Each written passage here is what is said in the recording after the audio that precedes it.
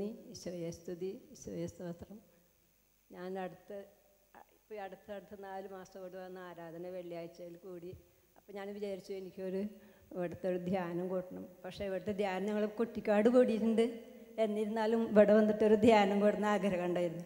അങ്ങനെ ആഗ്രഹിച്ച് ഞാൻ എന്നെ കൊണ്ടുവന്ന ഷാജുവിനോട് ഞാൻ പറഞ്ഞു, ഒരു നമ്പർ എനിക്ക് എടുത്തോളൂ എന്ന് പറഞ്ഞു. ശരി ചേച്ചി എന്ന് പറഞ്ഞു. പക്ഷേ അത് കഴിഞ്ഞ ശേഷം വേളാങ്കണ്ണിക്ക് പോകാനായിട്ട് ഒരു ദർശനം, നമ്മൾ വണ്ടിയിലൊക്കെ ബാഗൊക്കെ വെച്ച് പോകുന്ന ഒരു യാത്ര കാണിച്ചു തന്നു. അപ്പോൾ ഞാൻ അവിടെ 4 ധ്യാനം കൂടിയതാണ്. അപ്പോൾ ഞാൻ എന്താ വെച്ചാൽ അവിടെ വേളാങ്കണ്ണിക്ക് കഴിഞ്ഞ മാസം 20-ാം തീയതി ധ്യാനത്തിന് പോയി.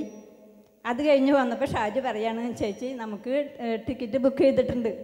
അപ്പോൾ ഒരു വിഷമമായി. കഴിഞ്ഞ മാസം കൂടിയതാണല്ലോ, പിന്നെ ഇപ്പോൾ ഈ മാസം അല്ല ഞാൻ വരുന്നുണ്ടോ, അല്ലെങ്കിൽ മോനെ പറഞ്ഞായിരിക്കാം. ഒരു കല്യാണം കഴിയാത്തൊരു മകനുണ്ട്, അവന് ജോലിയാണ്. പക്ഷേ അവൻ പറഞ്ഞു, അമ്മ എനിക്ക് പോകാനായിട്ട് ജോലി ഉണ്ടെങ്കിൽ ഞാൻ പോയില്ല കേട്ടോ, വേണ്ടടാ ഞാൻ പോയിക്കൊണ്ട് എന്ന് പറഞ്ഞു. അങ്ങനെ ഞാൻ ധ്യാനത്തിന് ഈ പ്രാവശ്യം വന്നത് പിന്നത്തെ തുള്ളിച്ചാടലിൽ കർത്താവിൻ്റെ പരിശുദ്ധാത്മാവ് നമ്മളിൽ വന്ന് നിറയുമ്പോഴാണ് നമ്മൾ തുള്ളാനും ചാടാനും ഡാൻസ് കളിക്കാനും ഒക്കെ പഠിക്കുന്നത്.